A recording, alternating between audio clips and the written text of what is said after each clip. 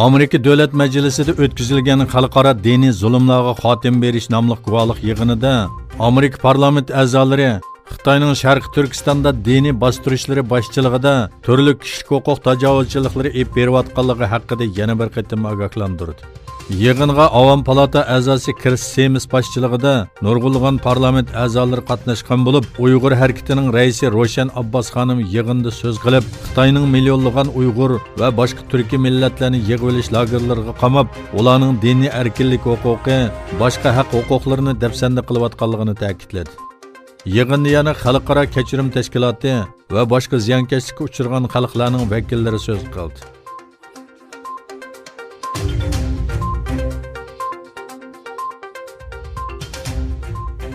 Anran taxallusidagi Tungan shoiri Shu Xavshin Twitterda Uyg'ur elida yo'lga qo'yilayotgan zo'r ko'lamli tutqun va nazorat sistemasini tanqid qilgandan keyin tutqun qilingan. Yig'ilinishicha, soqchilar uni 24-yanvar juma kuni Sandong o'lkasining markazi Jinan shahridagi uyidan jidal paydo qilib, jamiyat omonligini buzish degan jinoyat gumoni bilan tutqun qilgan. Tungan shoir Anran Xitoy hukumatining Sharq Turkistonda yo'lga qo'yayotgan siyosatlarini ochiq-oshkora tanqid qilib kelayotgan shaxslarning biri. U ilgirmi bir qancha qatim soqchi doiralarining so'roq qilishiga uchirgan. Bu qatim uning tutqun qilinishiga nima sabab bo'lganligi aniq emas. Biroq u 12-yanvar kuni Erkin Osiyo radiosida Amerikada yashaydigan Tungan qizining tuqqan yo'qlash uchun Uyg'ur eliga qaytganda lagerga qamalganligi haqidagi xabarni ham bakilgan va uningga inkos yozgan. O inkosida rayonda 1 million atrofida Tungan borligini, Tunganlarning lagerga qamalib zulm ko'rayotganligini yozgan.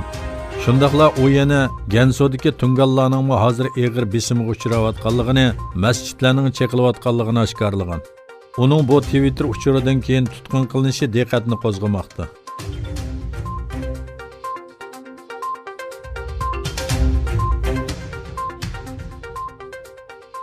Xitoyda 60 million kishi karantinga elindi. Xabar Nido to'rining bildirishicha, Wuhan shahri qamal qilingandan keyin shahardan qochib chiqqanlarni etib etishga ruxsat qilingan. Beijing doiralarining Wuhan shahridan chiqishni planlayotganligi ma'lum. Yana bir tarafdan Xitoy e'lon qilgan yangi bayonotda koronavirusi bilan o'lganlar soni 132 ga, yuqumlanganlar soni 4515 ga yetgan.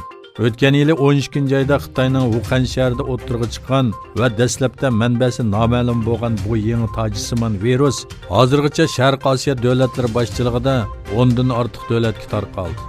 Yig'ilinishicha, Wuhan shahrida ommaviy qatnash to'xtagandan keyin 11 million nufusi bo'lgan bu shahar bir olvasti shaharga aylanib qolgan. Xitoy taratqullari ta'minlagan ko'rinishlarda ko'chalarda asosan odam ko'ngili bo'lmaydi.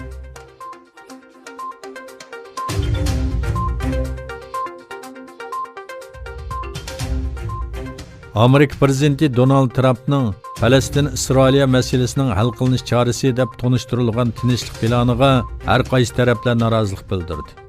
Trump Twitterda inglizcha, arabcha va ibrancha uchurlar bilan e'lon qilgan xaritada Falastinga faqat Quddusning sharqidagi bir yerning ayirib berilishi va musulmonlarning Masjidi Aqsoga kirishi uchun ruxsat olishi kerakligi haqidagi ishorat diqqatni tortdi. Turkiya, Falastin, Yordaniya, Yevropa davlatlari va Birlashgan Davlatlar Tashkiloti Trumpning bu planiga norozilik bildirdi. Turkiya Tashqi ishlar ministrligi e'lon qilgan bayonotda Falastin xalqi va zaminning pulga sotilmaydiganligi ta'kidlandi.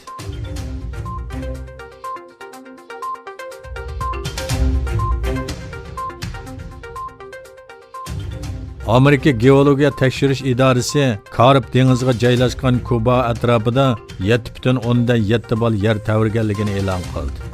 Kuba va Yamaykada yuz bergan bu yer tavrash Amerikaning Miami shahriga ro'shan ta'sir ko'rsatdi.